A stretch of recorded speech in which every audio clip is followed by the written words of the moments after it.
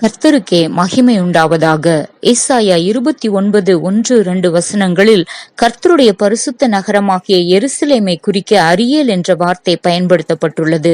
2 Samuel 23:20 தாவீது ராஜாவின் இராணுவத்தில் பராக்கிரமசாலியான பெனாயா 2 வலுமையான சிங்கங்களை கொன்றதாக அறிந்து கொள்ள முடிகிறது.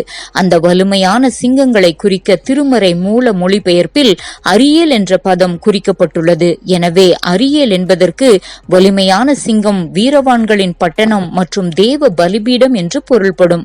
அரியேல் என்ற பெயர் திருமறை முழுவதிலும் ஒரே ஒருவருக்கு மட்டுமே வழங்கப்பட்டுள்ளது.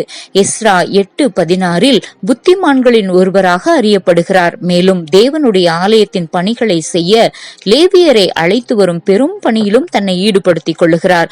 வலிமையான சிங்கமாக நம்மை பெருமைப்படுத்திக் கொள்ளாமல் தேவ பலிபீடமாக நம்மை அடையாளப்படுத்துவோம். கர்த்தர் நம்மில் பிரியம் கொள்வார். ஆமேன்.